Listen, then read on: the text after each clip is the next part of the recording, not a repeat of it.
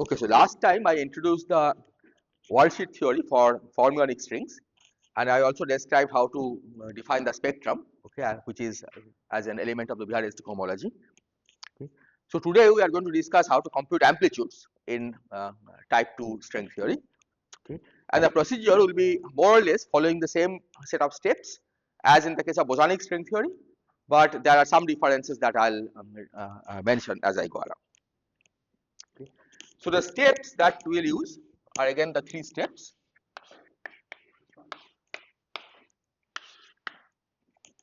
This is visible. Okay. So the first is to find a description of the moduli space of Riemann surface. This is the same. Find the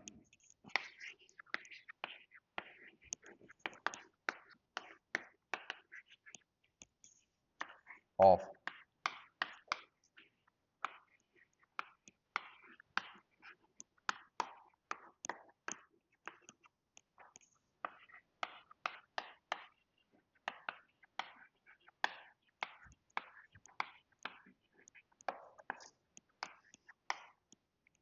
So this will be the same as in bosonic string theory.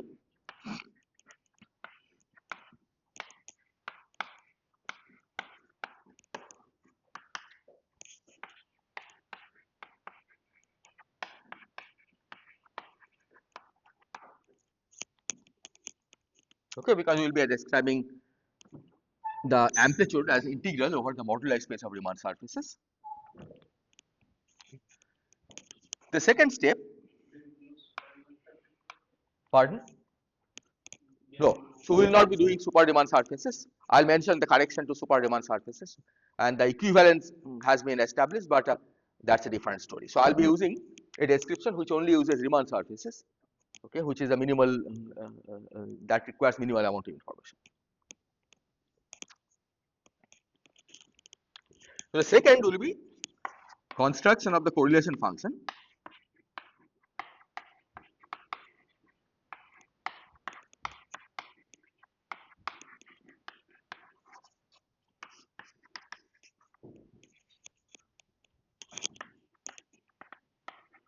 On general Riemann surface.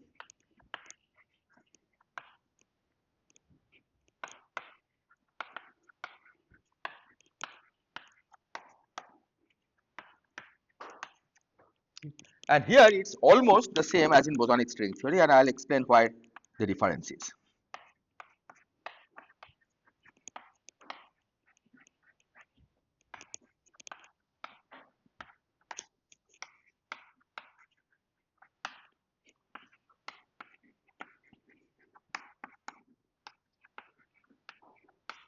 Okay. So if you recall, in the bosonic string theory, we constructed correlation function on a general Riemann surface by starting with the sphere with 3 holes, right, in terms of sphere 3-point function, and then by gluing them together using appropriate transition functions, and those could be re-expressed in terms of the sphere 3-point functions. Okay. So let me explain the difference. Okay. So as in the case of bosonic string theory, we introduce basis states.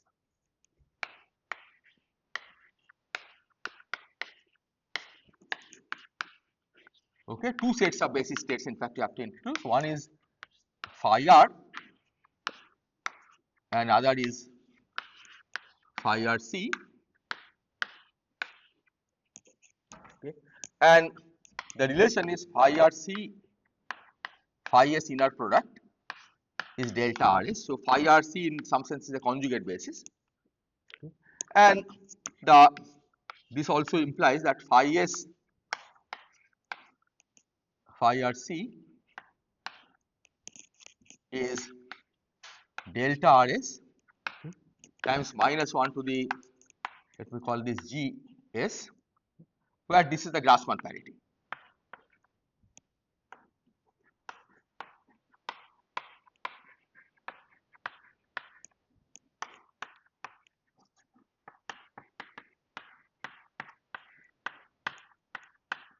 So if phi s is Grassmann even, then this is 1. If phi s is Grassmann odd, then this is minus 1. Okay. In the case of bosonic string theory, I just used ns, which is a Gauss number, because there is a simple relation between the Gauss number and Grassmann parity. Odd Gauss numbers are Grassmann odd, even Gauss numbers are Grassmann even. Here, however, that's not true because there are many other sources of Grassmann odd objects, right? For example, psi mu itself is Grassmann odd. Okay? E to the minus phi is Grassmann odd. On the other hand, beta and gamma are Grassmann even. So they carry Gauss number, but they are Grassmann even. Okay? So because of this, we just have to replace that minus 1 to the ns by minus 1 to the gs, okay, which is the Grassmann parity. Okay, now let me come to the reference. Okay. So suppose we have two punctures on the same Riemann surface. So let me remind you what the way we did it in bosonic string theory. Okay, how we built higher genus Riemann surfaces starting from the lowest ones. Okay. So suppose we have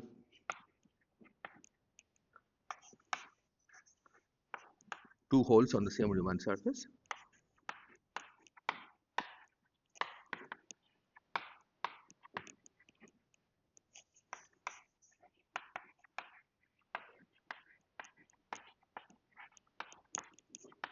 And let's be more specific. Let's suppose that this is Z equal to A1 and Z equal to A2.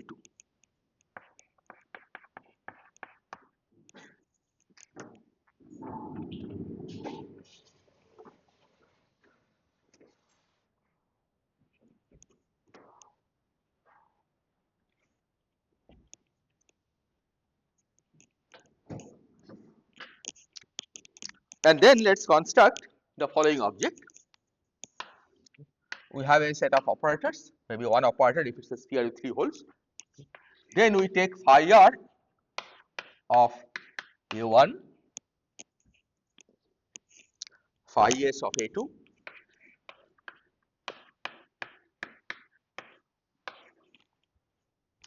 and then phi sc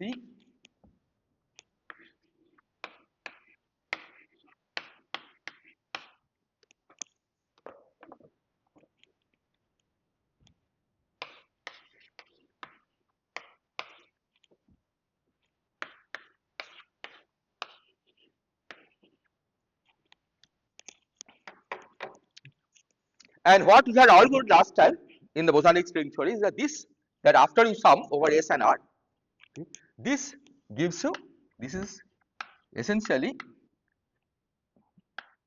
equivalent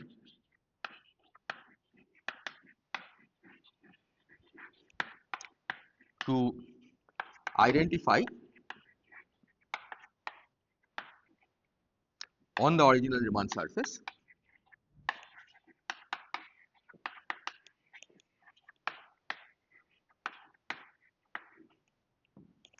Z minus A1 to Q over Z minus A2. Okay. So for example, if this was a sphere with three holes, right, say one at A3, one at A1, one at A2, and we calculated this, okay, this will generate, it will identify the holes, the two holes on the sphere, and it will generate a torus amplitude. Okay. So starting from a sphere 3-point function, this procedure will generate a torus amplitude. Okay. And that is still true in this case. This will identify, okay, on the sphere Z minus A1 to 1 Q over Z minus A2. So let me explain this. Okay. So we have say 2 points A1 and A2. Okay. We take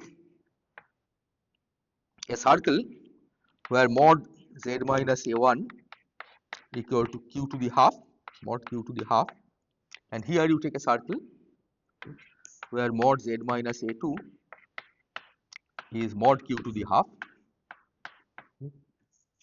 and then this operation, okay, which is a purely algebraic operation, okay, translates to a geometric operation where you identify these two circles, okay, using this relation, right. So that's like doing these two, and you can easily convince yourself. So there is some other operator here.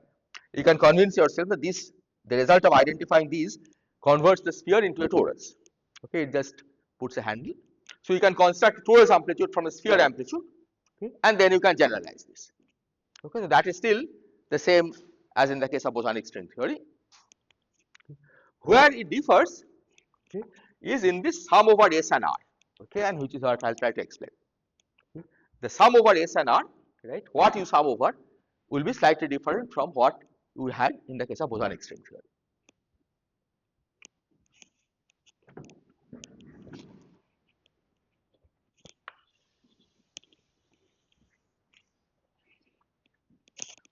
So let's do some simple calculations. So let's look at the picture number of phi s.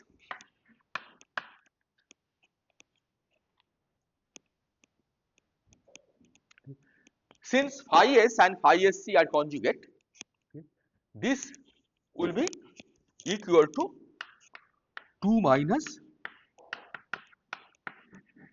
picture number of phi sc, sorry, minus 2, because we had said on the sphere the correlation function has to have a picture number minus 2, right. So since phi s and phi sc has a non-zero 2-point function on the sphere, if phi s has picture number certain picture number, phi sc has certain picture number, the picture number of phi s will be minus 2 minus that picture number. Is this clear? Right, just picture number conservation on the 2-point function, okay, because phi s and phi sc are conjugate. Now this one, if you look at this expression over here, you see this, in order for this to be non-zero, the picture number of phi RC and phi SC must add up to minus 2, right, because this is again a sphere 2-point function. So this is given by 2 minus picture number of phi RC, sorry, minus 2. And finally, this one will be given by 2 minus picture number, again minus 2 minus picture number of phi R. Okay, we are just using the fact that sphere 2-point functions are non-zero only when the picture numbers add up to minus 2. Okay, and this is true both on the left and the right sector. Was a sphere. Yeah, yeah. Well, original Riemann surface, in fact, I have not used here, right? The simplest is to take it as a sphere, right? What I am using is on the sphere, the picture numbers of all the operators must add up to minus 2, right? So here I am using the fact that if you look at phi s, right, phi sc is the conjugate to phi s. That has been that 2-point function was on the sphere, right? Inner product. So that is minus 2 minus picture number of phi sc, and then that's the logic I am following. Okay? Because inner products are always defined on the sphere. So if you put things together, then this ultimately gives you, okay, various minus 2's cancel, and this will give you minus 2 minus picture number of phi r. Okay, so this is picture number of phi s. Okay, you just follow the one of these steps, then this gives you minus 2 minus picture number of phi r. So this means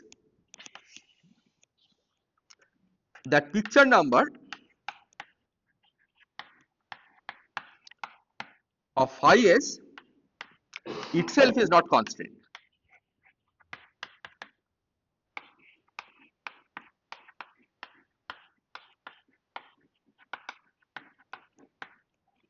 Okay, picture number of phi r is determined in terms of picture number of phi s, which is minus 2 minus the picture number of phi s. Okay. But picture number of phi s itself can be anything. Okay. So then naively you will conclude that since you are summing over all basis states, okay, let's look at this expression over here. You can probably see it, I don't see it.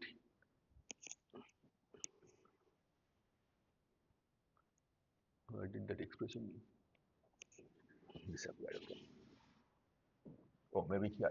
Yeah. Here. Okay, you can see that here you are supposed to sum over all basis states. Okay.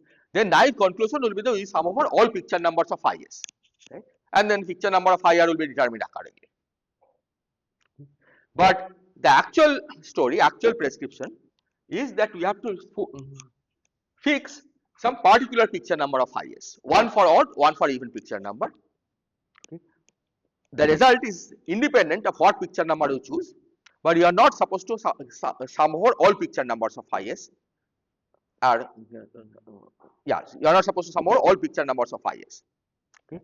And the canonical choice that one makes is that you choose -1 in the NS sector, -half in the R sector.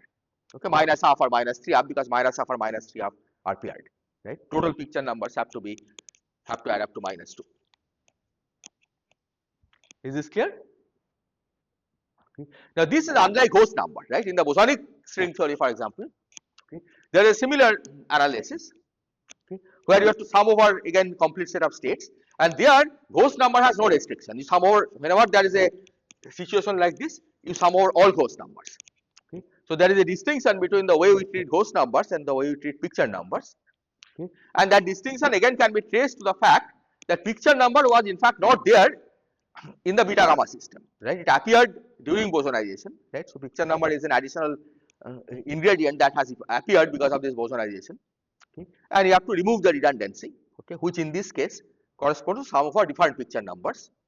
Okay, you just remove the redundancy and sum over only one picture number in NS sector, one picture number in the R sector. Is this point clear? Any question on this? Okay. Otherwise, you will basically get the infinite copies of the same answer, right? Because every picture number produces the same answer at the end.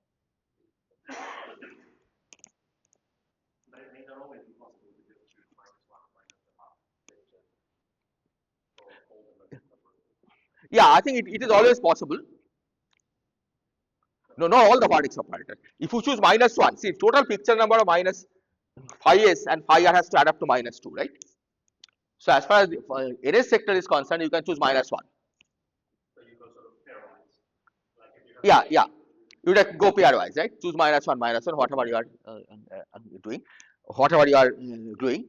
In the R sector, one has to be -half, one has to be -3 half, right? And that is your choice, right? You could choose one -half and one -3 half. But in principle, as I said, you could choose any other picture number, right? As long as the total number adds up to -2, but you shouldn't repeat, right? Once you fix a picture number, you don't also allow other picture numbers to appear in the sum. Right? That's the only point.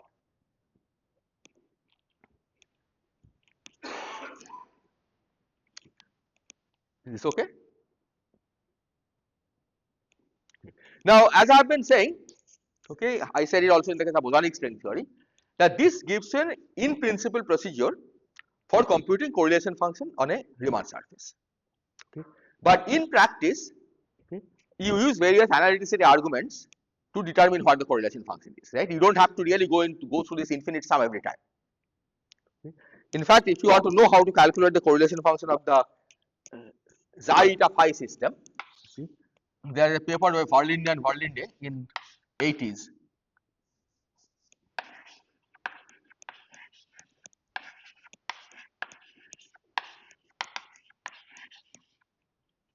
Okay, I think it's probably around 80s, 86 or so, where they gave the general expression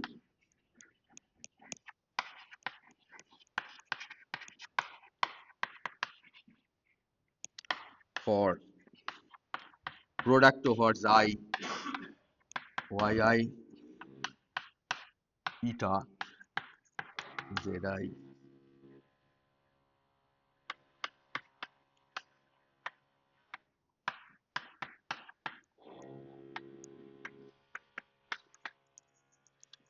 Okay, so if you take a general correlation function of this kind, right, with xi's and etas and e to the q phi's, okay, this is known.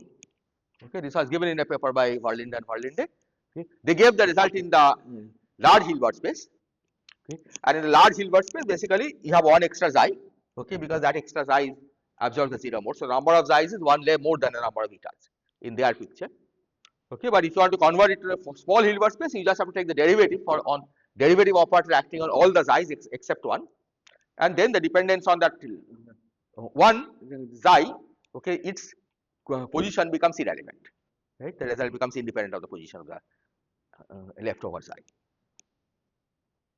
Okay, so it's not that you have to go through this procedure, but it's good to know that this correlation function can be reinterpreted in terms of this sum over complete set of states.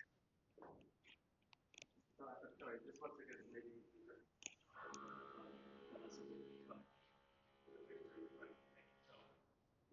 If I have any Riemann surface, yes, if I have some correlation function, I want to go to a higher Riemann surface, I guess this is what you're trying to do. Right? yeah, I can always take out two vertex operators, make sure that they differ pick the number -2, and then glue in a complete set of states. exactly, yeah, glue in this.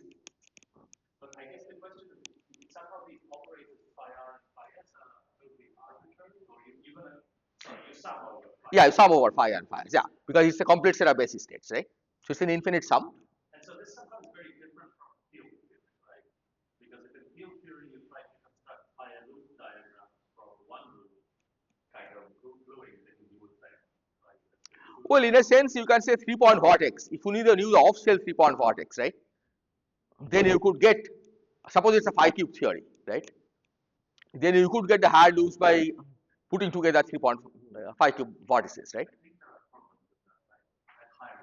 One loop this is true, but I think if you're trying to factorize. You are talking about on shell, but off shell, suppose somebody wrote down the phi cube Lagrangian, then you could certainly get arbitrary loop amplitude, right? But these are options. These are off shell states, yeah.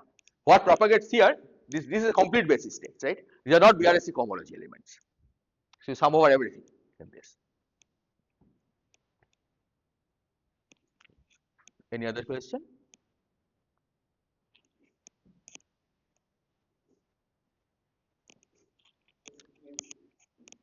From a practical perspective, when the Lagrangian is practically calculate the amplitude. Yes.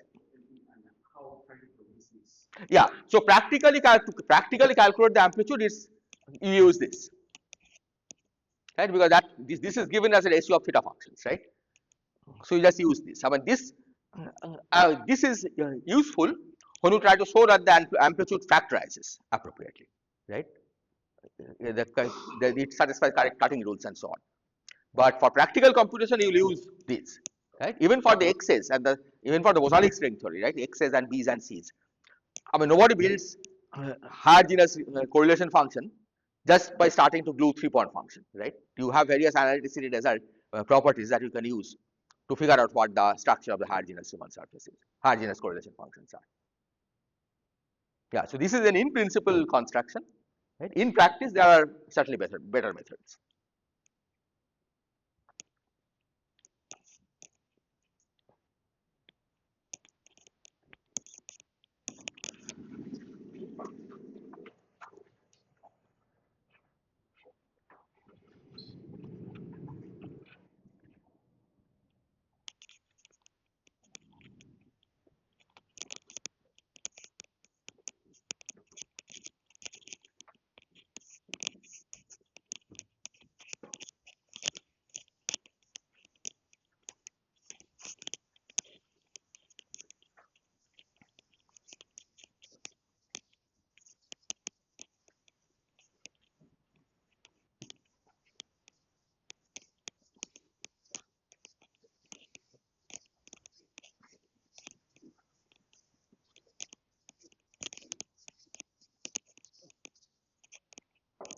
Okay, so I'll leave it as an exercise to show from this previous construction that on a genus G Riemann surface,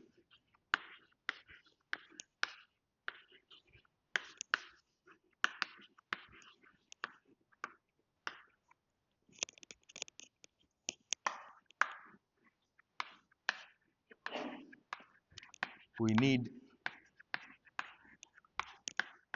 picture number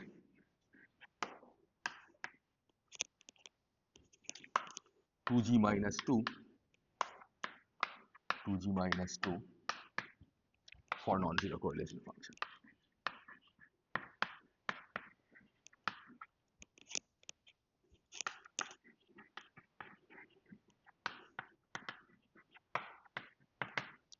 So the proof is the same as in the case of ghost number, that you start with the fact that on the sphere, you need total host number, total picture number minus 2, and then you build up the higher genus Riemann correlation function by doing, and every time you just keep track of the ghost number conservation, and you will find that on a genus G you need this value.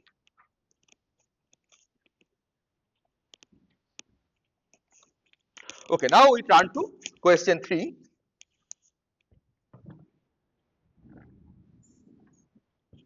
Question 3, namely, what correlation function should we calculate, should we integrate?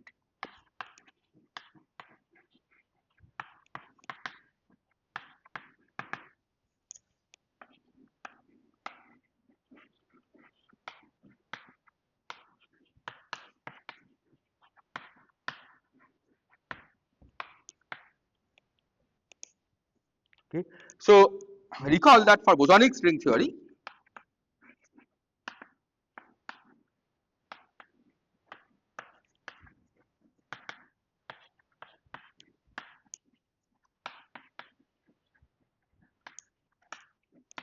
we integrate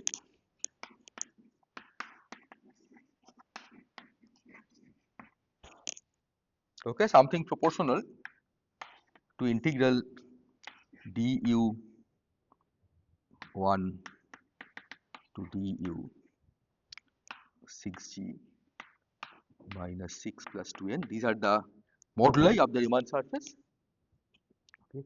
And then there is a form that we introduced. Let me write this as b 1 to b 6g minus 6 plus 2n, and then the vertex operators.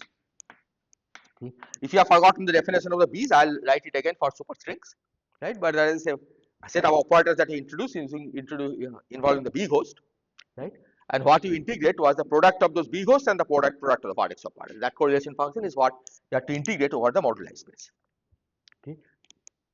And today we are trying to generalize this for superstrings.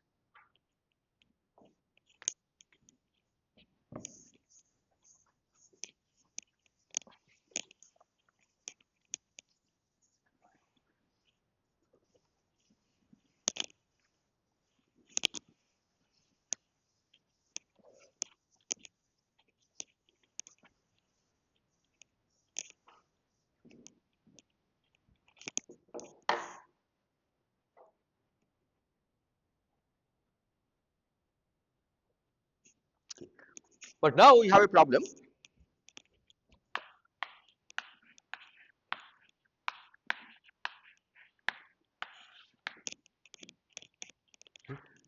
And the problem is the following. Suppose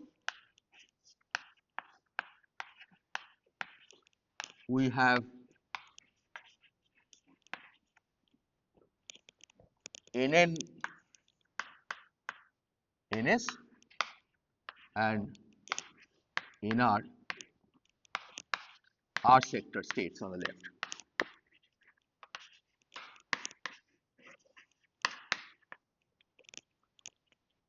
On the right.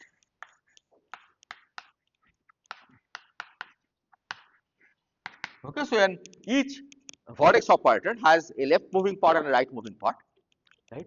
So what we are saying, let's look at the right moving part, okay, the holomorphic part, and let's suppose that there are nn of those are ns sector states and nr are r sector states.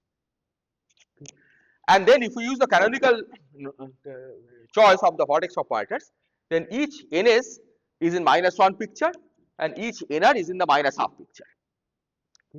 So total picture number of all the operators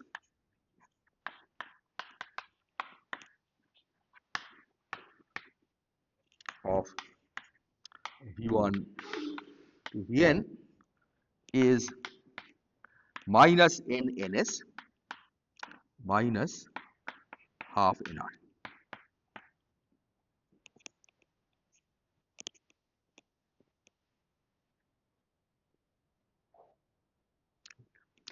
But what we need is 2g minus 2.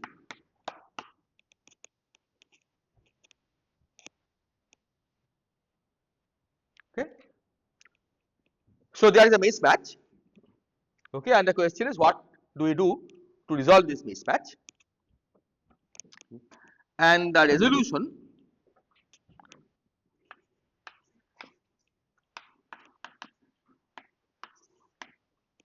is include in the correlation function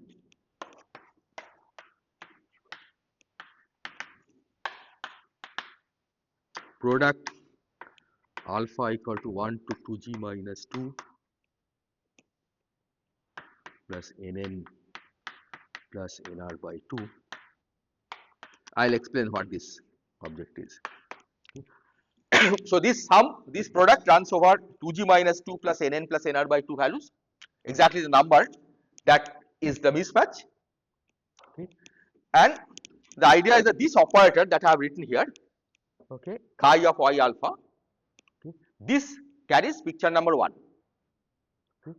So if you take product, this many product, right, then this product will carry picture number 2g minus 2 plus nn plus nr by 2, and that added to this, okay, gives you exactly the desired number, which is 2g minus 2. Okay. I'll explain now what this operator chi is. Okay, this is what is normally called the picture changing operator. Is this procedure clear?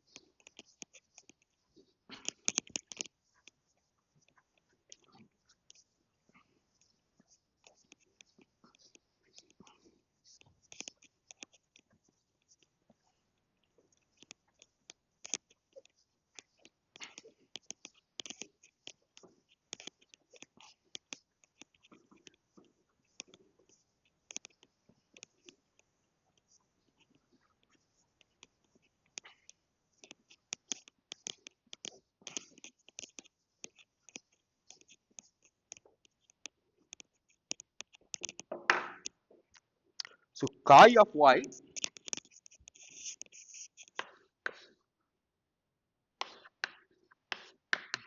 is this is the definition, is the anti-commutator of QB with xi of y.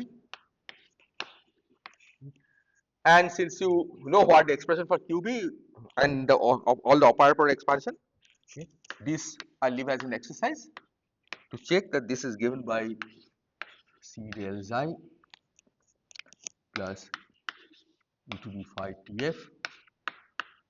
Okay, TF is the matter superconformal tensor minus 1/4 del eta e to the 2 phi b minus 1/4 eta e to the 2 phi b.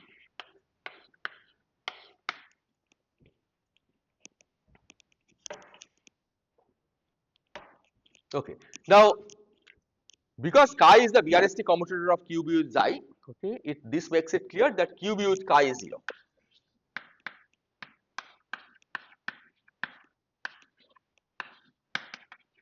Since QB square is 0.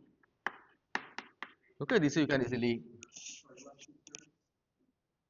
Last two terms, this is 1/4, maybe 1/4 del eta e to the 2 phi b, okay, and this is minus 1/4, sorry, I forgot a derivative, minus 1/4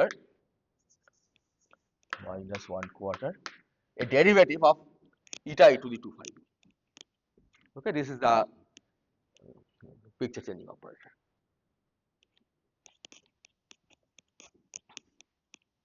Okay, so this, as I was saying, that because chi is QB with something, it just follows that chi is BRST invariant.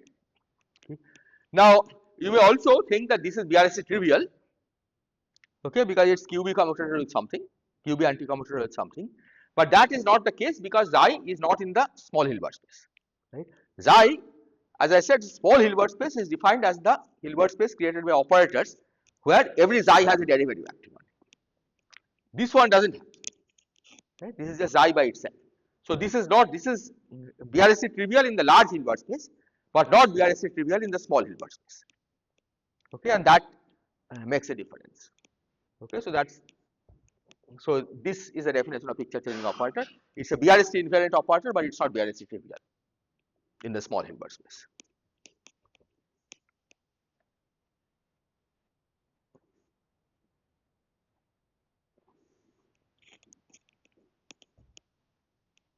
So basically we insert, so similar thing has to be done in the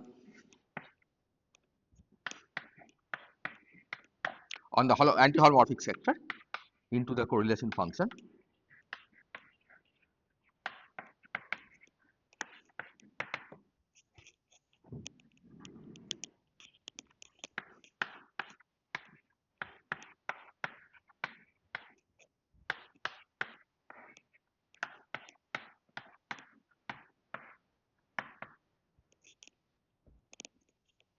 Okay, so besides whatever we had in the case of bosonic string theory, okay, we have to insert this extra factor.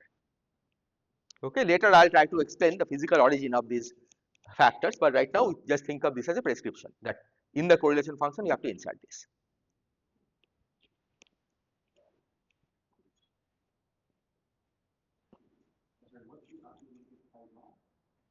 Chi bar argument is some V bar beta. There are some arbitrary points that I have chosen. V, yeah.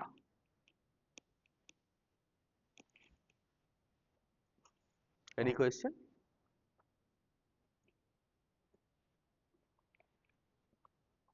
Okay, the final change that we have to make compared to what we had in the case of bosonic string theory is that you have to change the definition of B, Bi.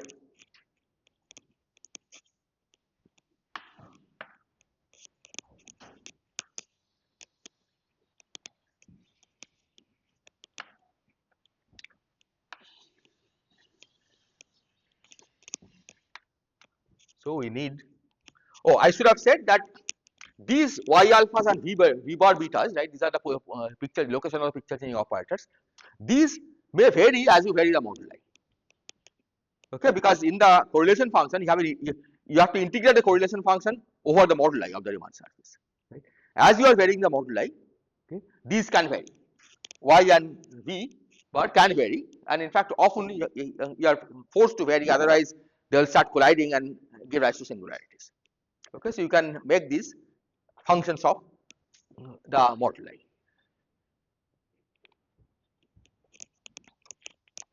So finally, the definition of BIs.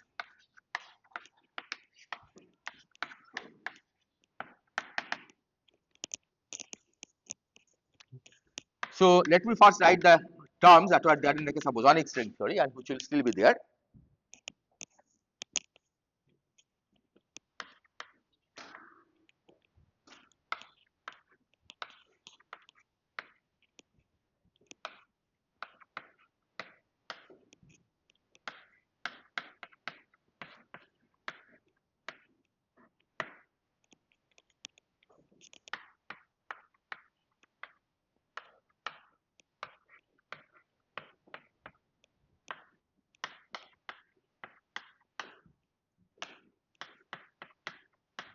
Let me write Fs was a function of tau s and u.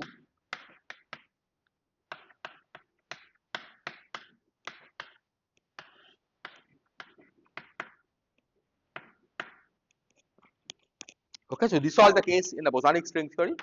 There are more terms to be added. I'll write it, but let me just remind you, this Fs was a transition function across the circles that separated these two different coordinate regions, right?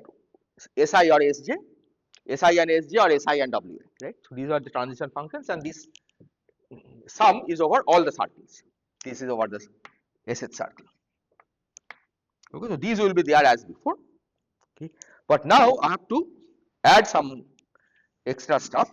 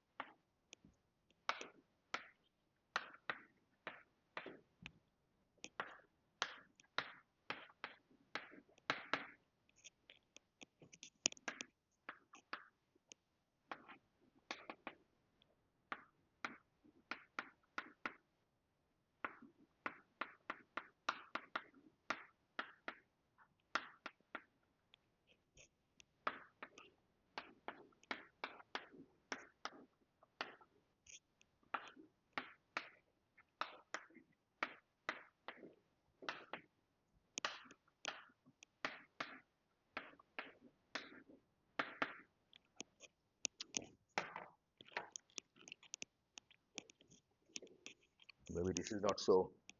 Let me write this very clearly.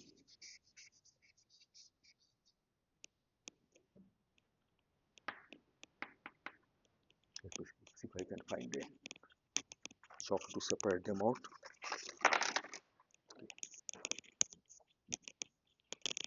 Okay, this is a separate line. Okay, you have to add both the holomorphic and the anti-holomorphic pieces. As I said, these terms come if y alpha and v bar beta vary as a function of ui. Okay. If they do, then you have to add these terms in the definition of pi.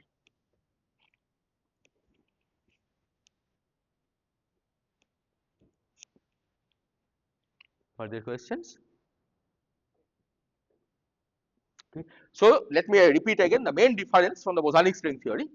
Okay, in the integrand is that you have to add these two extra terms in the definition of bi, okay, and then you also have to insert this product. Now here you see that there is a 1 over picture changing operator, which this looks a little strange, right? You don't have 1 over a local operator in the correlation function. But this is fake. We will see that this just goes away at the end, right? This basically will cancel against these factors, right? This is just a compact way of writing the expression, but in actual correlation function, you will never have 1 over a local operator in the integral.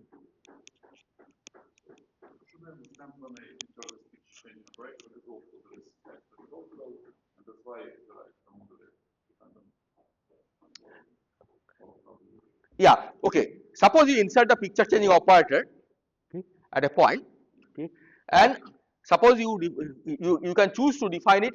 Suppose you have inserted on the circle, right? Then you can choose to describe it either in the yi coordinate or in the either in the sigma s coordinate or the tau s coordinate. Okay. If it is unchanged in the sigma s coordinate, okay, if it has no more u dependence in the sigma s coordinate, then it has to have u dependence in the tau s coordinate because the transition function is u dependent, right? And this structure makes it clear that it doesn't matter, right, what coordinate system you use, you actually get the same integrand, right? That whether you use the us, if you have if you use us or sigma s or tau s coordinate, okay, with this prescription you will always get the same answer. So that's a consistency check, that why you need to add these extra terms in the definition of PIs.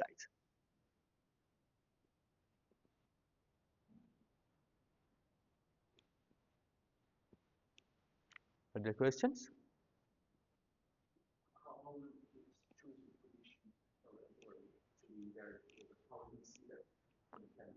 Yeah, I'll prove it. I'll give a proof that it's independent of the choice of these positions.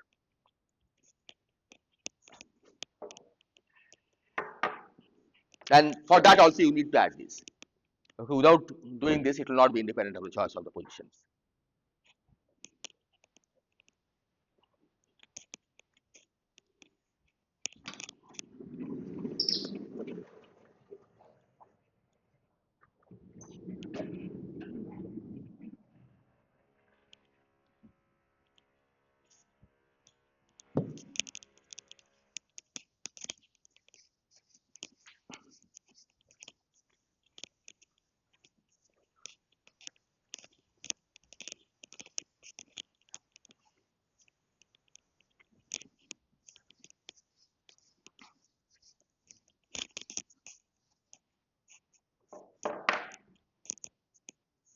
So with this we will now define the P form.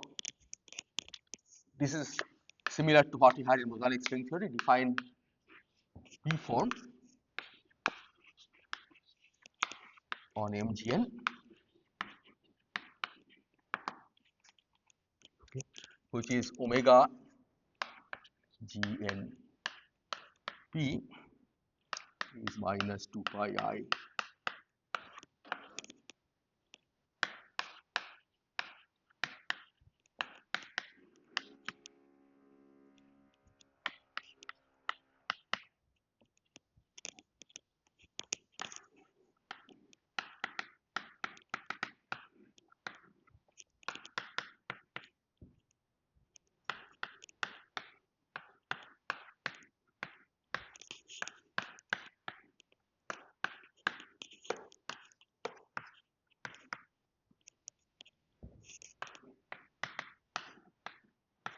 Okay, and this is the correlation function on the appropriate Riemann surface.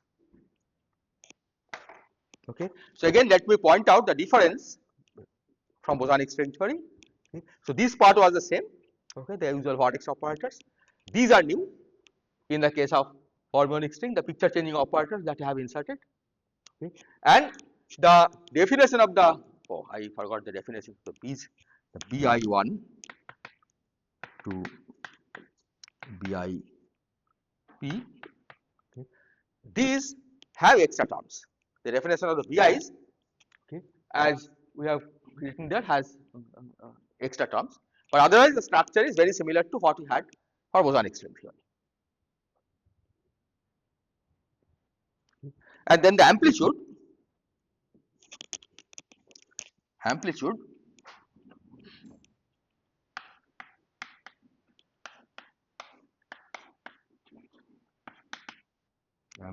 is given by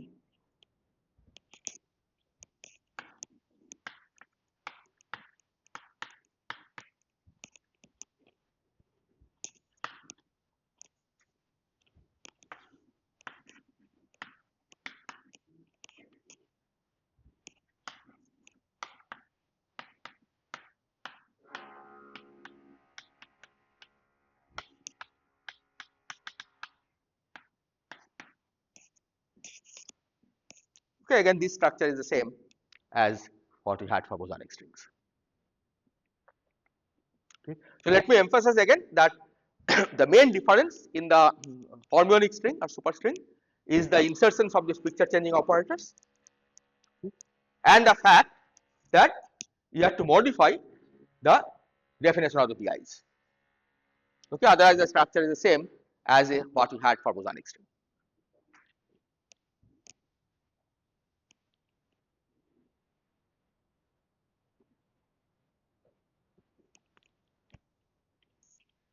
Okay.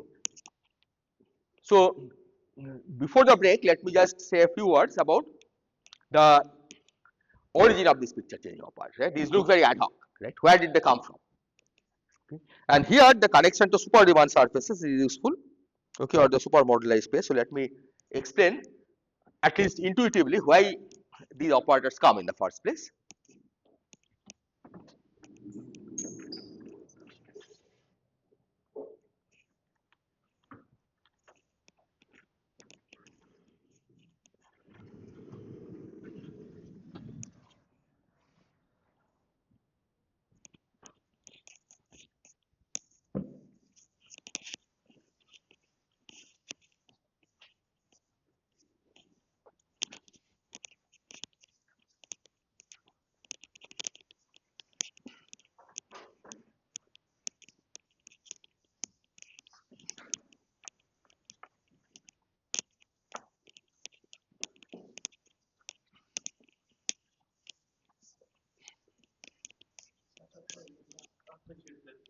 About the amplitude that you wrote down. Yes. You have capital B, and then you have B's, and then you have some closed correlator. Where does the correlator start? Where does it correlator start? It's on the Riemann side. Oh, no, sorry. Oh, sorry. I see. Okay, maybe I see. Yeah, the correlator starts from wherever the operator start. So it's basically here. Yeah. Right? Yeah. Thank you.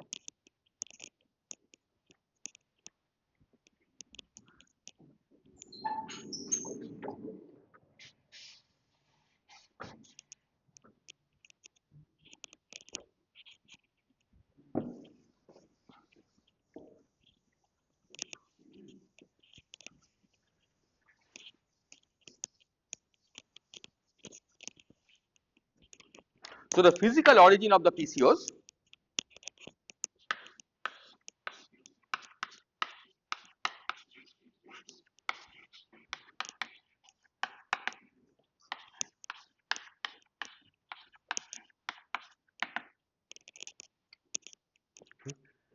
these essentially come from supermoduli integral. So let me explain what supermoduli are.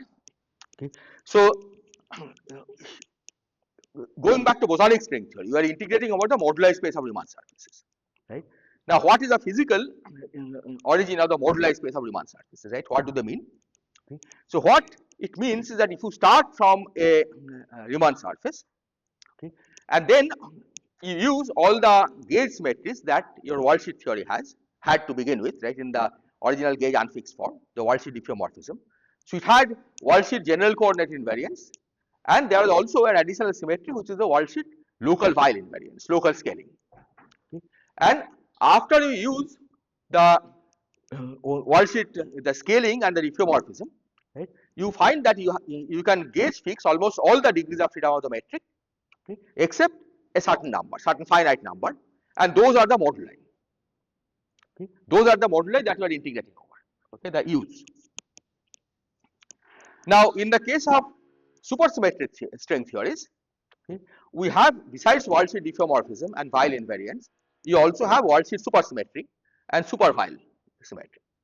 Okay. So you can start with the general gravitino field configuration, and you now apply the worldsheet super diffeomorphism, so worldsheet local supersymmetry and local super Weil. Okay. You can, given this, okay, can you make the gravitino 0? Okay.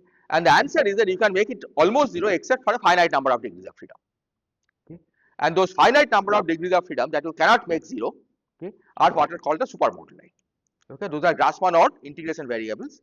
Right. So if you use that picture, then ultimately what you have is the integration over the position of the moduli, usual moduli, and integration over a set of Grassmann odd variables. Okay. But integration over the Grassmann odd variables typically can be done explicitly, right? Because if you have integral dz, say d zeta, where zeta is a Grassmann odd variable, right, and some function of zeta, okay, you just expand the function in a Taylor series expansion. The leading term doesn't contribute because the integral d zeta is 0, and the first term contributes, right, and that's integral d zeta zeta equal to 1. So basically what happens is that we have a set of integral d zeta 1 to d zeta n, okay, and then in the exponent, okay, the action has zeta dependence, and of course it has other dependence also. Okay. So what you do is that you take this action and expand in a power series in zeta. Okay. So if there are, say, let me not call it n, right, let me call it k. If there are k supermoduli, okay, then this action, this expansion, you have to, the term that you have to pick up is zeta 1 to zeta k. Okay. This is the term that will contribute because d zeta 1 is 1. Right. You have to pick up precisely the each zeta 1s, okay, because zeta square is 0 anyway. Okay. This coefficient that appears here, okay, this coefficient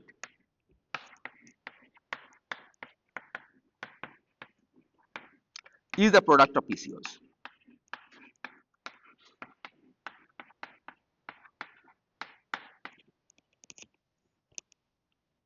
Okay, so roughly this is the origin of picture changing operators in supersymmetric string theories. Okay. Although the way I have introduced it, I have not followed this route. Okay. I have just given this as a prescription that you have to use to compute amplitudes.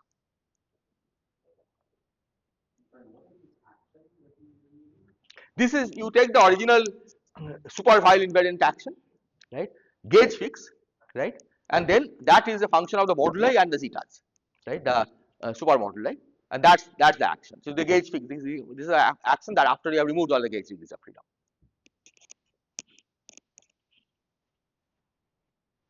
Any other question?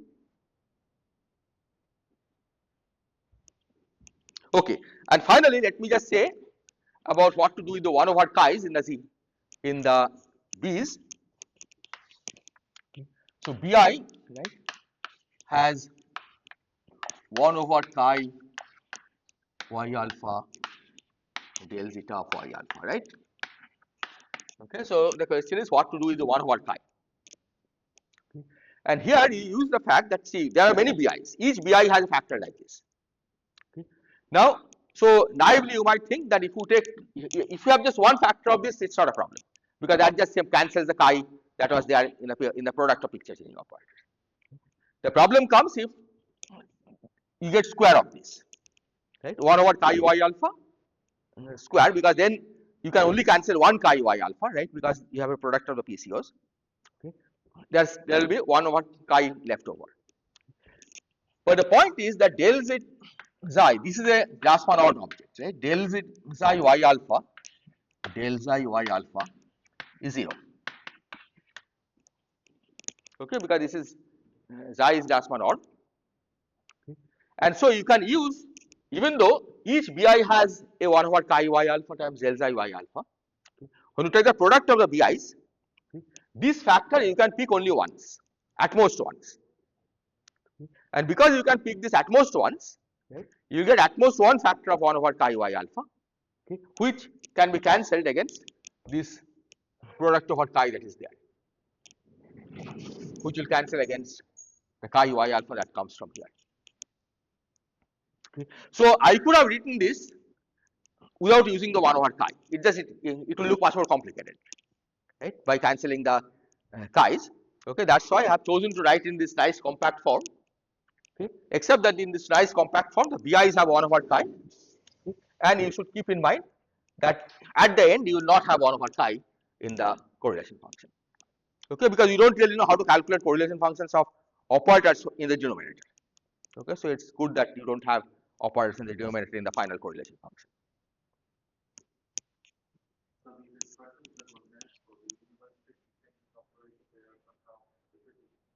There.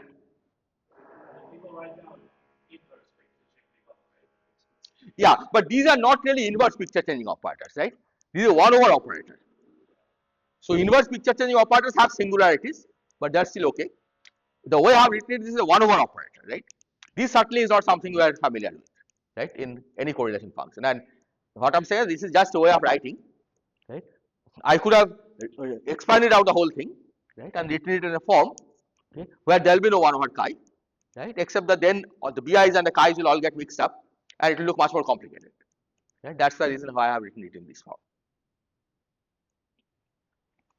Okay, so I think we can break now, and after the break, I'll first prove that the result is independent of the choice of picture changing operators, okay, and then I'll discuss some additional subtleties that come in from collision of picture changing operators and how we get rid of those subtleties.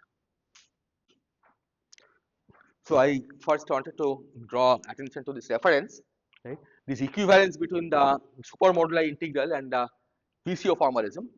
Okay, we can find in this. I mean, there are many papers on this, but I think the latest story you can find in this paper. Unfortunately I don't remember the archive number, but if you look at Wang and In, I think you'll be able to find it easily. Okay, so they have basically analyzed this question in great detail. Okay, so I'll begin by trying to show that the result is independent of the choice of y alphas. Okay. And here let me just mention that when you come from the supermoduli integral, okay, y alphas turn out to be related to the choice of gauge. Okay, for the gravity laws you have to choose a gauge. Okay, for the to fix the supersymmetry, the wall sheet supersymmetry transformation, okay, and the y alphas are related to the gauge choice. Okay, that's why these arbitrary things come in the first place. So from that viewpoint, one would expect that gauge invariance should imply that the result should be independent of the choice of y alphas. Okay, but you want to see this directly in this formalism that I have described. So for this, we are going to take a slightly different viewpoint from what we have described so far. Okay, it's the same expression, but we are now going to write it in a slightly different way.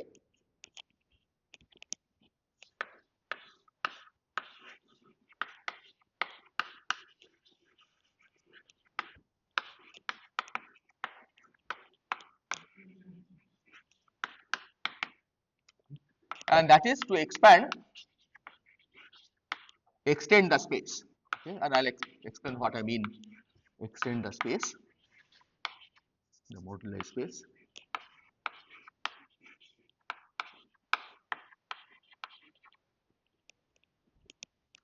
So what I'm going to do is that I'll introduce a new space which has the structure of a fiber bundle, okay, whose base is the moduli space of genus G Riemann surface with n punctures, okay, and whose fibers are the PCO locations.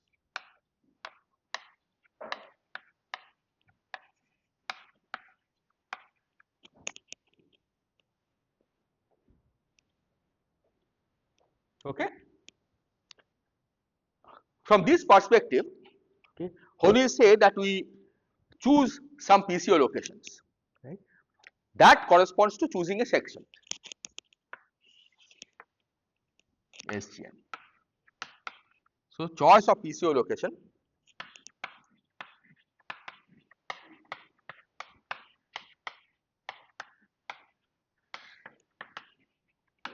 is the choice of a section.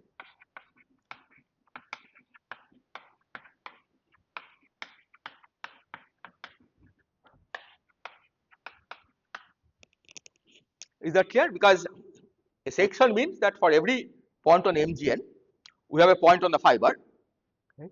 And the fiber is labeled by the PCO locations, right? So for every point, giving a section means that for every point on the moduli space, you have specified what the corresponding choice of the picture changing operators are. Okay. Pardon? Yes. That is from the gauge fixing. The worldsheet, when you fix the supersymmetry, worldsheet supersymmetry transformation, there is a gauge choice, right? And that gauge choice basically is the translates to the PCO locations, right? And the fiber, the different sections correspond to different gauge choice, right? So from that perspective, it should be clear that it should be independent of choice of section because you are just evaluating it in different gauge. But you want to see how to prove this purely within this formalism without referring back to the worldsheet, the gauge invariance of the original worldsheet theory.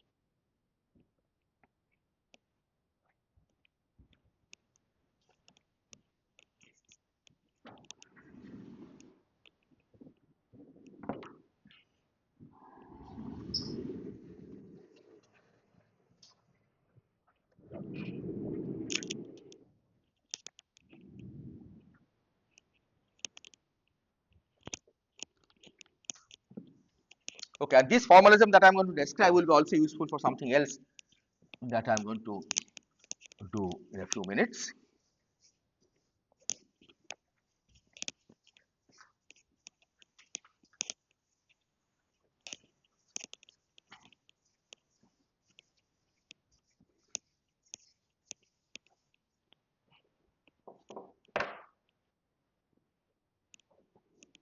Okay, so now we define an operator value 1 for define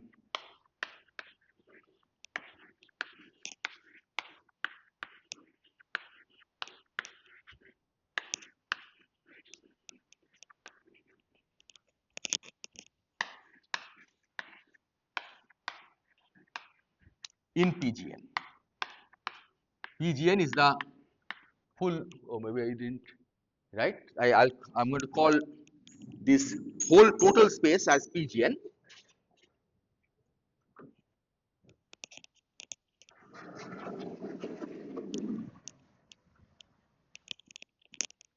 So this total space I'm going to call PGN. Okay, which is the base plus fiber.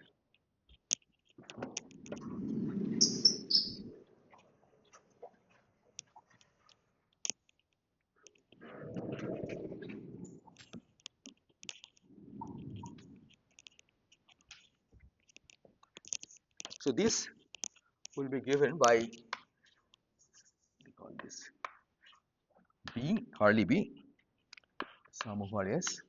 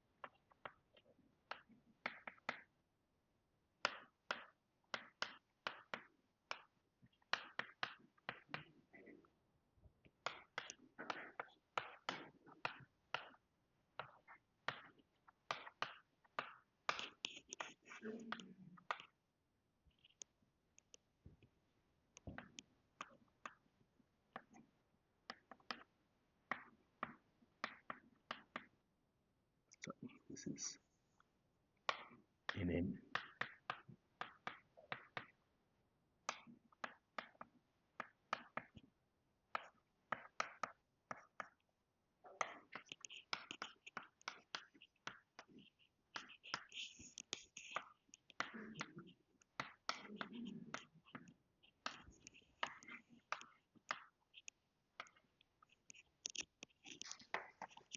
Okay. So what I have done, this is more or less looks similar to the BI that I had, okay, multiplied by DUI, except that here you see that because now y alpha and v bar beta are coordinates of this bigger space, okay, I have introduced one form that also involves dy alpha and dv bar beta. Okay, so this part, these dui's are the one forms directed along the base, okay, and these are the one forms directed along the fiber, because y alpha and v bar beta are the fiber coordinates. Okay.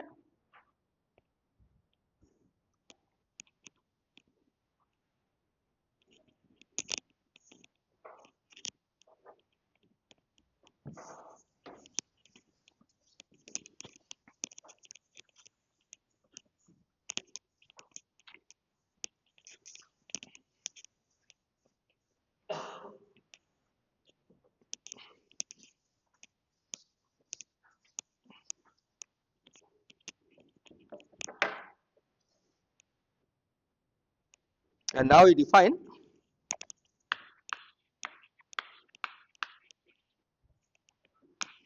a P form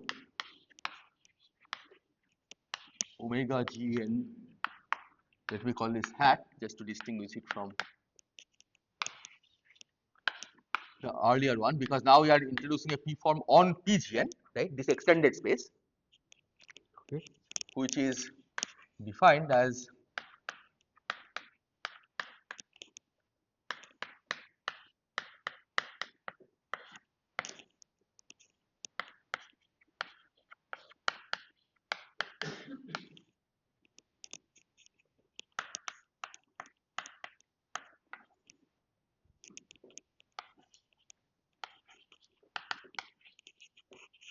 the P of those P of them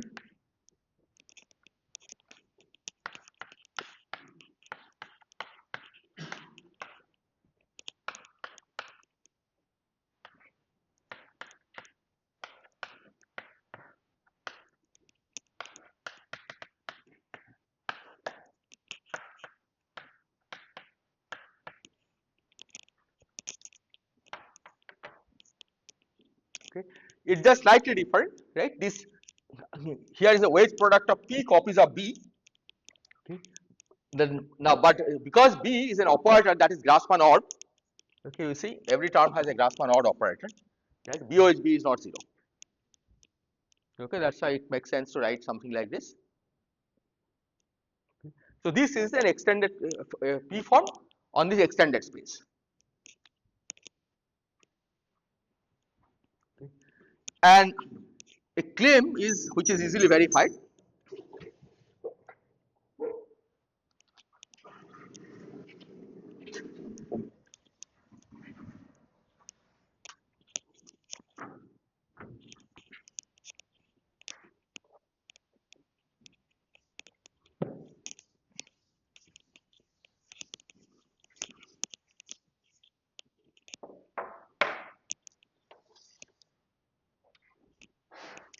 Claim is the amplitude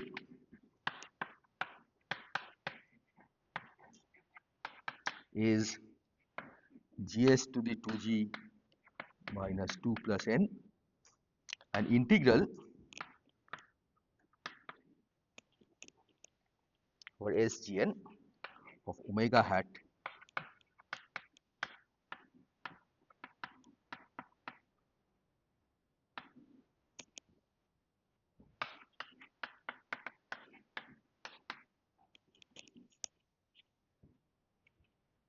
okay.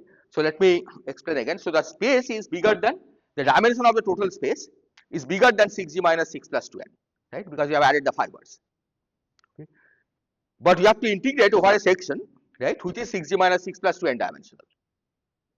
So you take this general P form that I have defined, okay, and take the general P form, but 6g minus 6 plus 2 n form.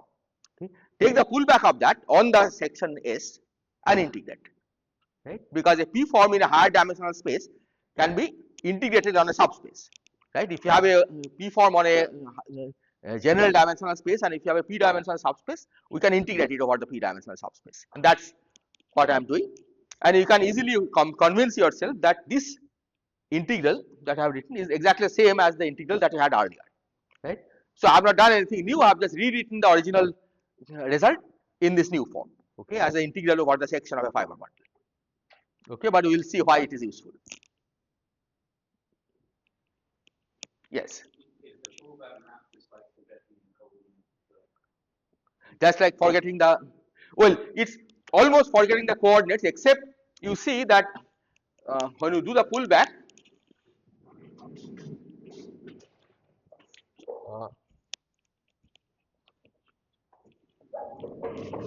where did I write the B's? Okay, in the definition of the B's, yeah, here. Here, for example, if y alpha varies with respect to u, right? If it goes like this, not horizontal, then there is an extra contribution del y alpha del y, right? So you don't just forget about those, right? You project it along the section and you use that result, right? That's where this del y alpha del y and del v bar alpha del y, those factors come.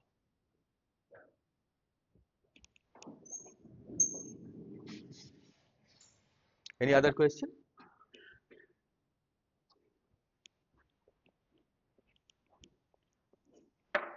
Okay, now let's look at what it means to have two different PCO locations, two different choices.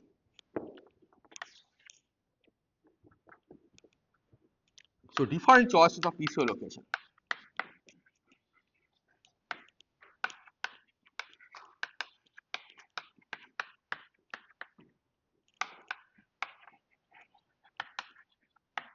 Corresponds to different choice of SGL.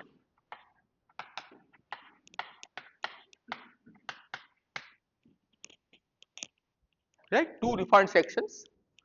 One is this one, the other one is this one. Right? These are two different choices of picture changing operators. Is that clear? So what you want to prove is that this integral is independent of the choice of the section over which you are integrating.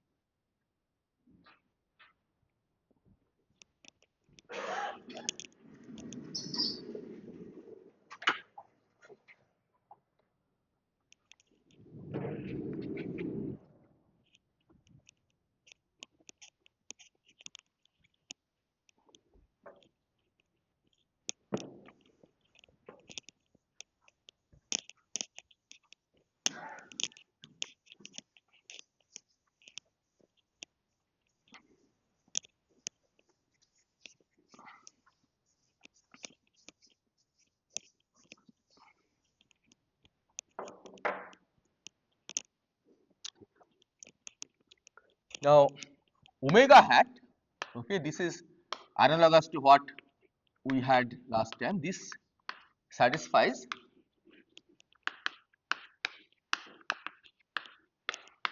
the identity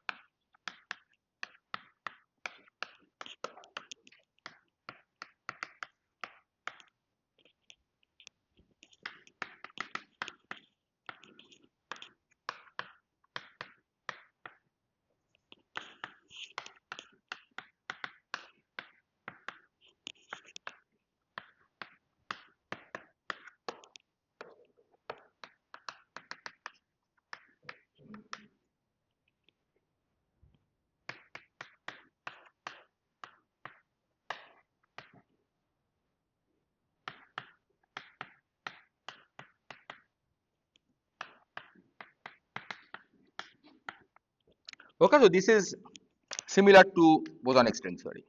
In the bosonic string theory, you had an identity like this.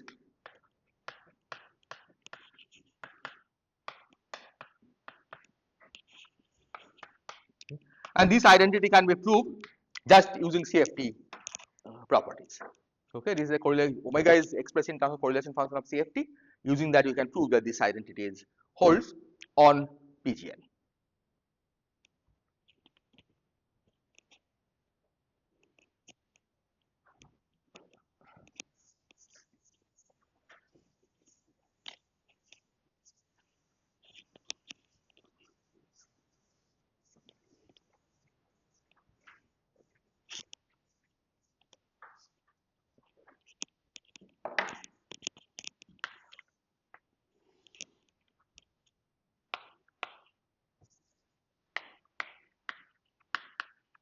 So now suppose we had two sections, S and S prime.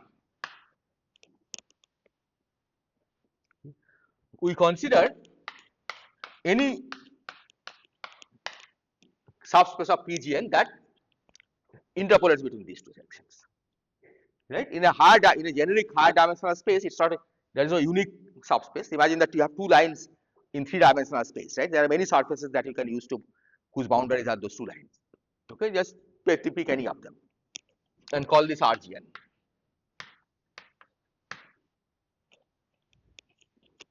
Then the boundary of RGN is SGN minus S prime GN. Okay, right now we are thinking of these as compact spaces. Okay, there are additional contributions on the boundaries which have to be dealt with separately. Okay, but let's suppose that we take del RGN is SGN minus S prime GN. Then integral over SGN of omega hat GN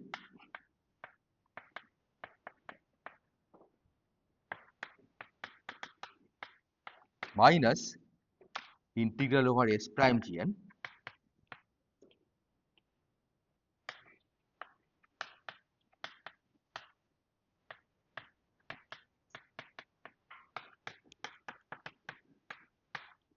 this is integral over RGN d omega hat GN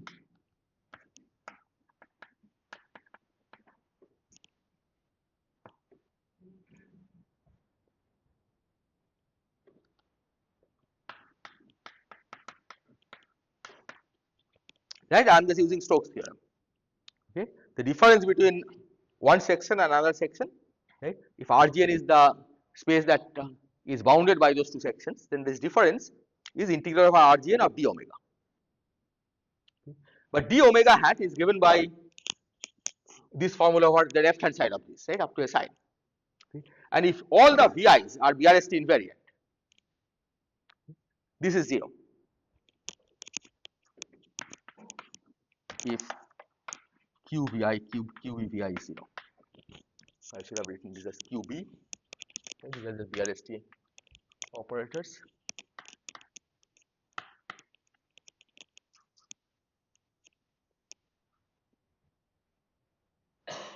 Is this clear? Yeah, so this is a proof that the result is independent of the choice of section. Okay, different choice of PCOs give the same result as long as the external vertex operator are BRST invariant.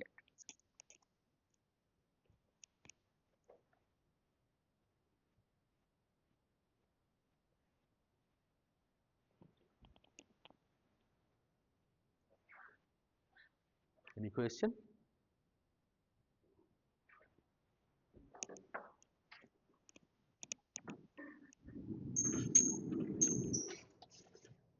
Okay, so now I come to the final topic, right, for which also this viewpoint will be useful. Okay, and that is the topic of spurious poles.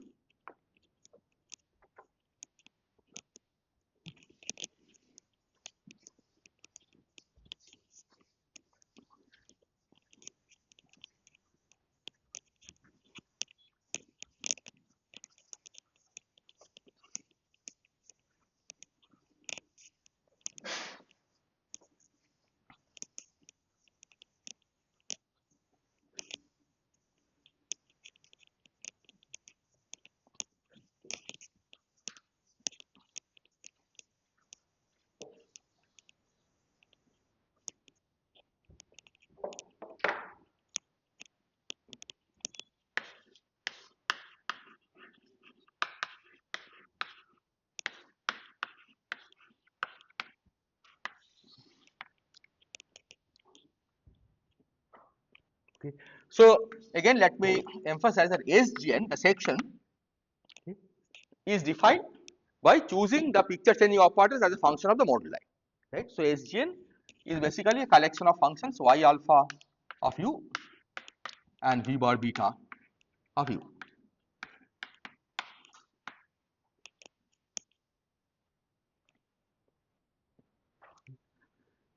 Now, the integrand, okay, when you think of the function of u, okay, so the omega hat becomes singular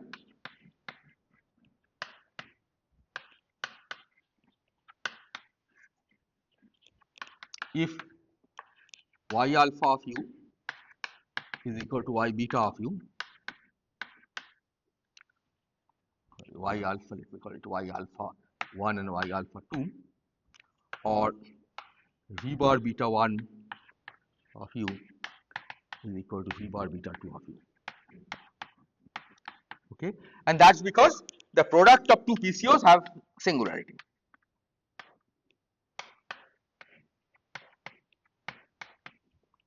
Is singular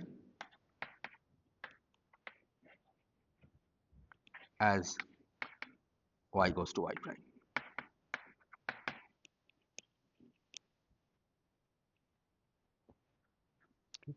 So this means that when you're integrating over the moduli space, okay, on the section, okay, you may encounter situations where the two PCOs have collided. Okay. And if the two PCOs collide, you get infinite answer. Okay, and then the question is how do we deal with those infinities, right? Because you don't want infinities in the integrand, because then the integral becomes ill-defined. Is this clear? Okay. So how do we deal with these singularities?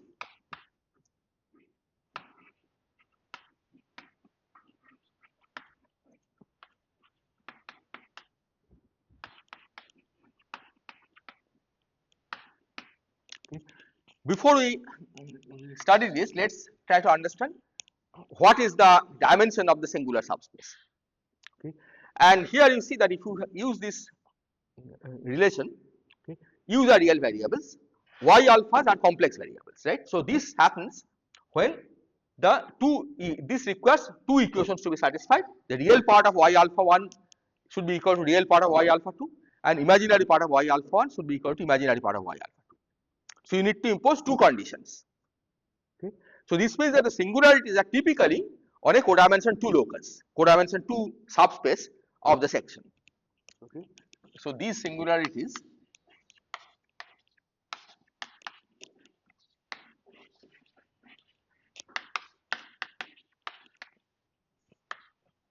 arise on codimension 2 subspaces.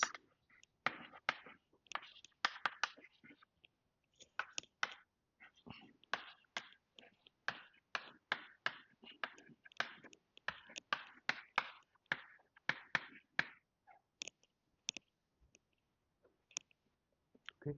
In fact, when you go to higher genus, okay, there are many more singularities, right, which in fact appear even when nothing is colliding. Right? When you look at the correlation function of the xi eta phi system, you find that the correlation function on a higher genus surface, okay, has the property that there is a denominator, right, which vanishes even when none of the operators are colliding. Okay, so those are also codimension 2 and they are also classified as spurious singularities. Okay, and all of these singularities can be traced back to the breakdown of gauge invariance. I said the choice of y alphas, right, or choice of a section correspond to gauge choice in the in fixing wall sheet supersymmetry. Okay. The spurious poles occur precisely at those points where that gauge choice breaks down. Okay, so you understand why there are spurious poles of this kind. The question is how do you deal with them, right? What you have to do to get rid of the spurious poles or get a well-defined integral because despite the spurious poles. So how do we deal with this?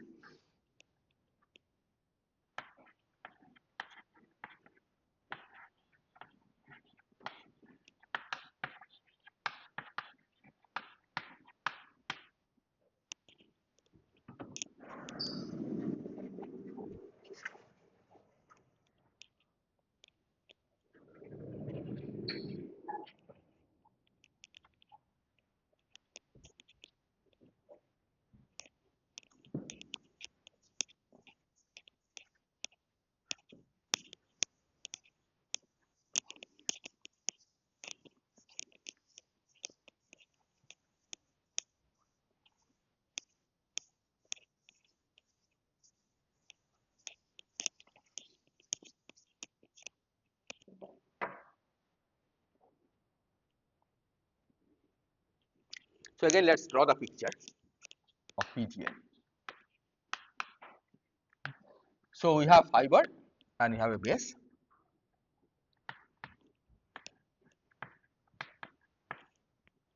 These are Y alpha and E bar beta. And since I cannot draw higher dimensional subspace, let's just pretend that the base is 2-dimensional and the fiber is 1-dimensional. Okay, so the 3-dimensional space, that's the minimum we need for this picture, and that's the maximum I can draw on the board, right? So let's imagine that is a 3-dimensional base. Okay, so this is MGN, this whole thing is MGN.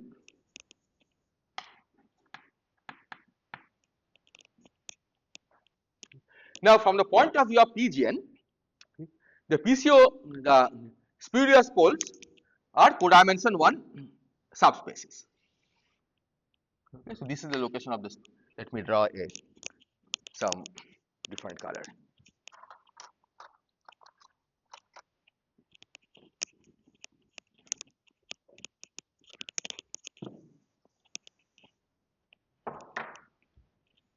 Let's suppose that this is a spurious pole.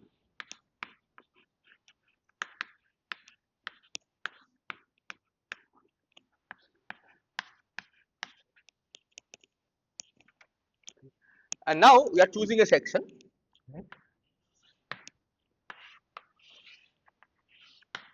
So the section will hit the spurious pole. So let's imagine that the spurious pole locus is coming from below, okay, and hitting the section at this point and then going up. Okay, so that's so from the point of view of the section, it's a 2-dimensional section.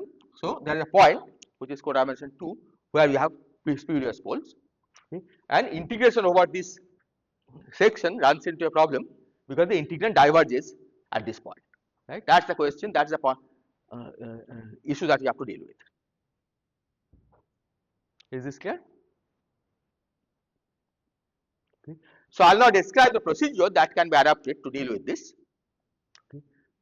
So the procedure is the following. Okay, let's imagine that this is the location of the spurious pole where it's cutting, where you where this locus cuts the section. So what you do is that you take out a disc shaped region around this section, around this point. Okay, this is the location of the spurious pole. So you take out some disc shaped region around this point, so call this C, right? This is on the original section. So as long as you do the integral outside C, there is no problem, right? So this part you can do the integral.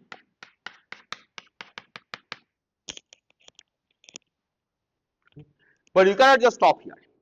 Okay, if you stop here, then all these arguments that I gave about section independence, etc., break down because I have assumed that the section is a continuous object, right? So you cannot stop here. Okay. So what you do, so you have to close the subspace.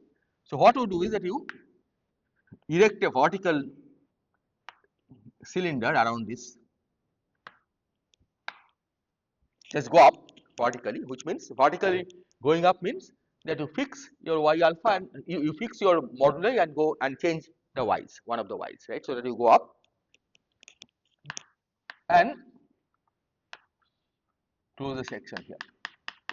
So you integrate over C, you integrate over this, and you integrate over the surface of the cylinder.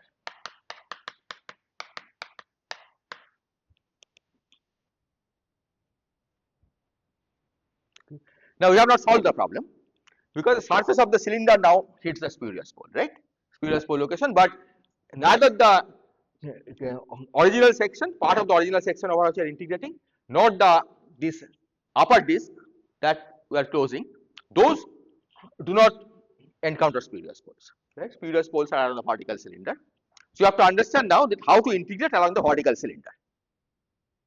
Okay, despite the presence of the spurious poles, the question is, can you get an unambiguous answer by integrating over this vertical cylinder? And this is what I am going to describe how we get an unambiguous answer.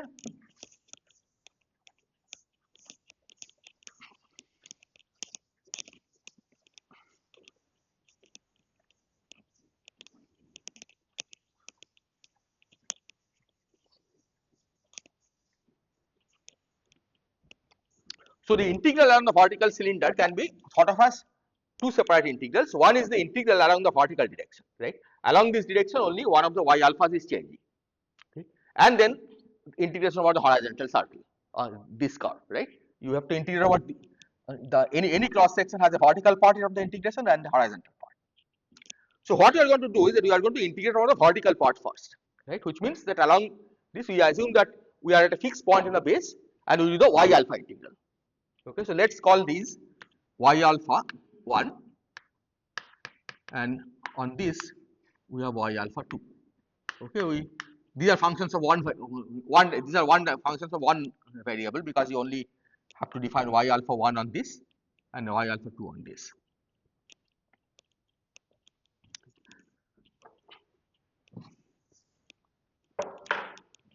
So if y alpha changes along the vertical direction,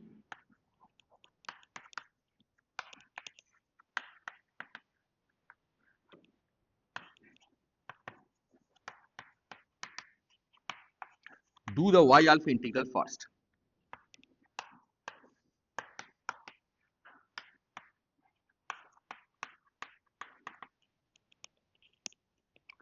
So to do the y alpha integral, you have to see what part of the correlation function depends on y alpha. Okay, and you can easily convince yourself the only part of the correlation function that depends on y alpha is this one.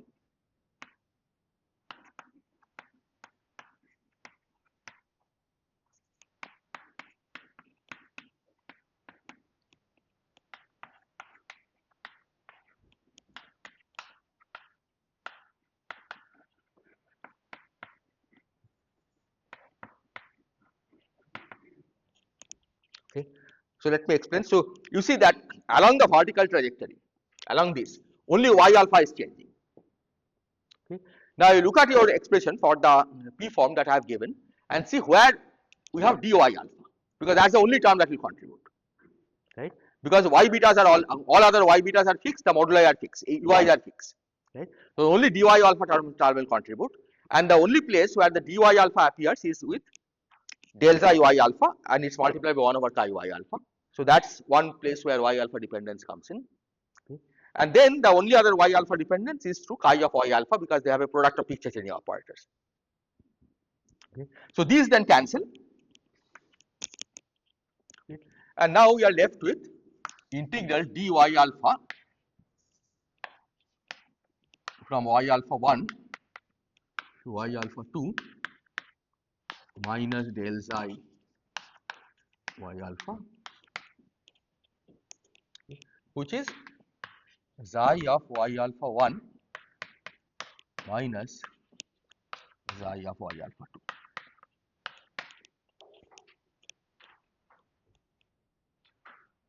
Okay, so this integral along the vertical direction we can express as a difference between the top and the bottom. Okay. And now you see that this doesn't care about the spurious pole, right? Because here we have no singularity, here you have no singularity, right? The cylinder integral we are able to do, okay, using this formula.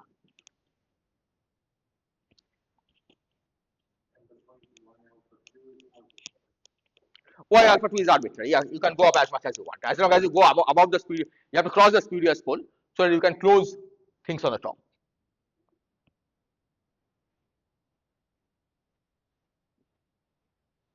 Is this clear? So the point here is the following, that even though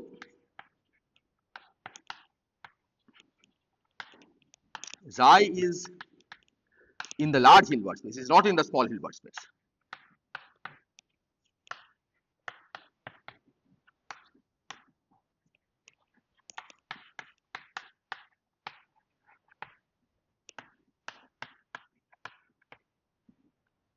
Its correlation function is single valued.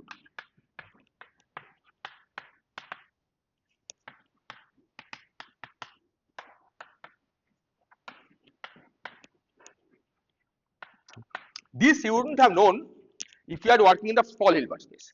Because in the from the small Hilbert space perspective, right? Suppose you declare del xi alpha as a new field.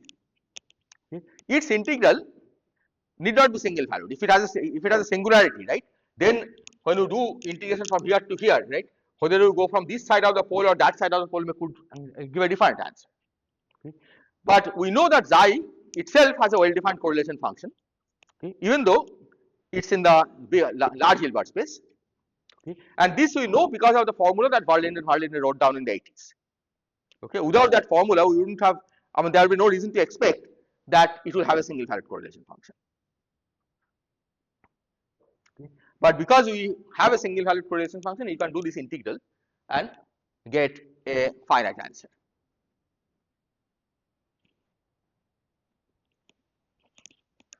Is this clear?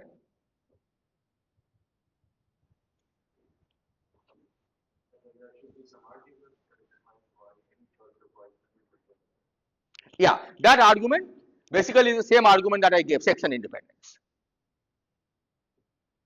Right? Because it's different choice of y will correspond to different sections. Right? In fact, you can, I mean, there are more things you can do. Right? Let me say this and then I'll tell you the final description.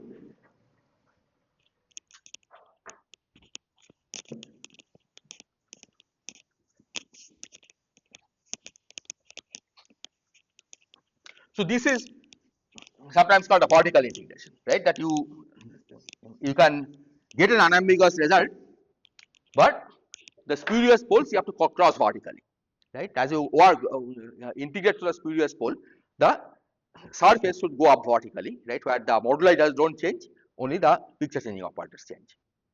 Okay. And there is a nice interplay between this and the super Riemann surface picture, okay, which again was, you can find the discussion in this paper by Yin and Wang, right? What it means from the super Riemann surface perspective.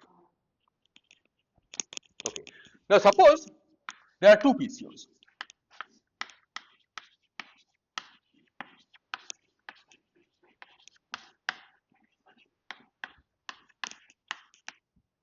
Y1, Y2.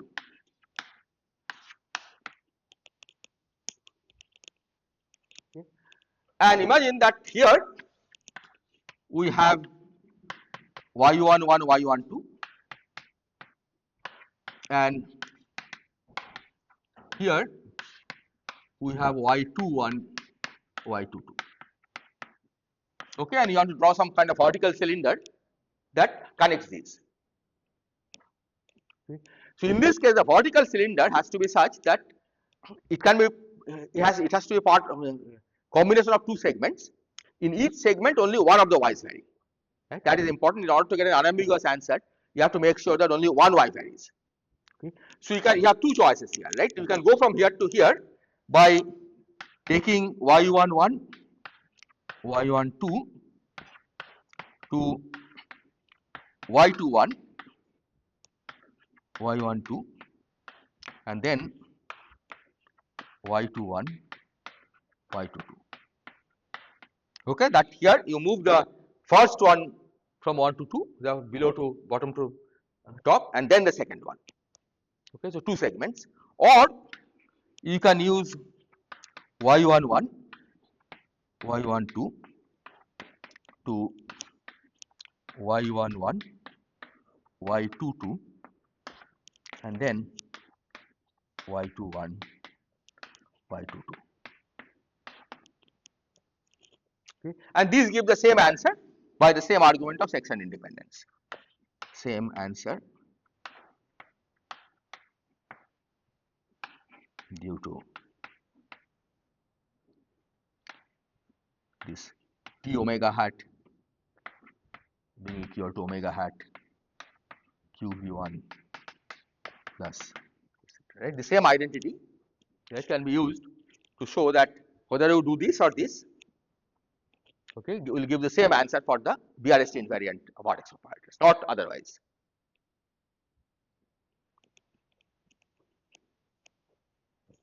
Is this clear?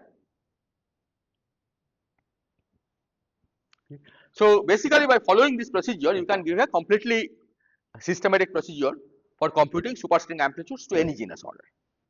Okay, you have to make sure that the vertical that there are spurious poles that you have to integrate through, but those spurious poles you can avoid by using this vertical integration. Whenever you encounter a spurious pole, so you go vertically up, okay, till you go past the spurious pole, and then you close on the top.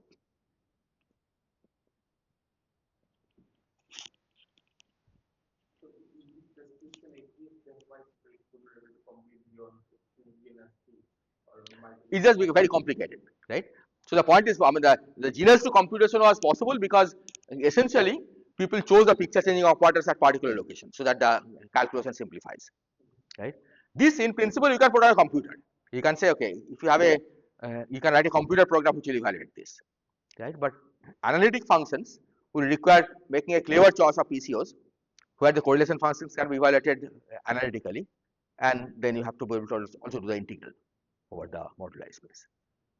There, like, I need to do maybe more analytical continuation. Like, there could be singularities. But that you can deal, okay, you can either do analytic continuation or you can use the method of string field theory to get all the same. So the singularities which come from the collision of vertex operators, right? Those are physical meaning, and those sometimes you can do analytic continuation, sometimes you can just use string field theory. You have to use string field theory. String field theory always works, right? Analytic continuation sometimes works. But this you cannot deal with using string field theory because these singularities are not coming from collision of vertex operators, right? These are coming because of the gauge fixing is breaking down, right? Collision of picture changing operators. So these you have to deal with separately, and then you can remove the other singularities using string field theory.